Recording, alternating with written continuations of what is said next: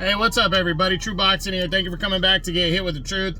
So today we are doing the Navarrette versus Berinchyk ESPN card preview and prediction, as we're going to discuss the ESPN card that is taking place this Saturday, May 18th. Before we get into that, if you could smash the like button, leave a comment, or subscribe to the channel. I really do appreciate any and all support that I can get as I continue to build my channel here.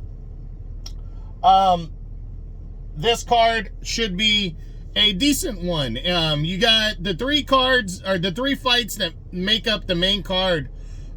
Ricardo Torres, heavyweight prospect on the rise, is going to return to action.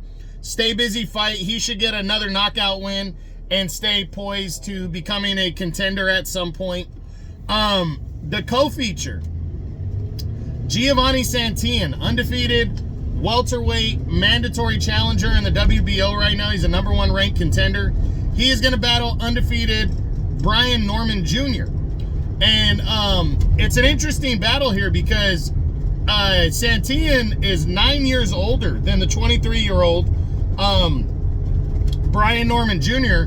Norman is 25-0 and 19 knockouts. Now, Norman has not fought anybody on the level of Giovanni Santillan, but Giovanni Santillan really cannot afford to overlook Brian Norman Jr. in this fight. The one thing I always say about an undefeated fighter is he's never tasted defeat, and some of these guys, they don't know how to lose. So you're either gonna wake them up to that, or they're gonna rise to the occasion.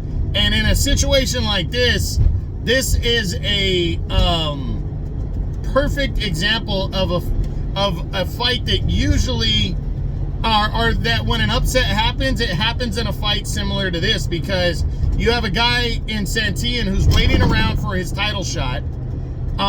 Terrence Crawford, the reigning undefeated unified champ, has has his next fight in August, and if he's victorious there at 154, he's likely giving up this welterweight title, and Giovanni Santillan will compete for the vacant title later in the year.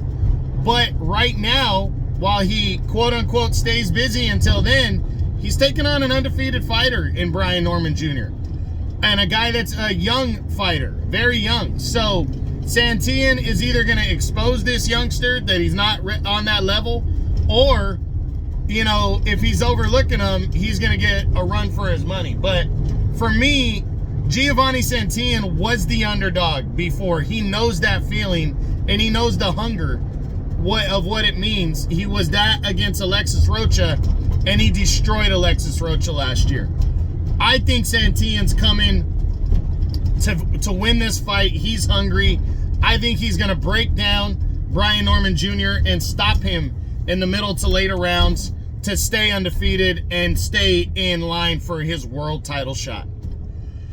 Now the main event, the vacant WBO lightweight championship on the line, and a lot more than that is riding on this fight, as current WBO super featherweight champion at junior lightweight at 130, Emmanuel Navarrette of Mexico, tries to become one of the very few Mexican-born fighters that has become a 4-division champion, as he battles Denis Berinchyk, who is an undefeated Ukrainian former Olympian, and is hungry himself. But Navarrette, the younger of the two, I think he's 29 years old, taking on the 35-year-old Berinchyk, who really hasn't fought a fighter like Navarrette yet.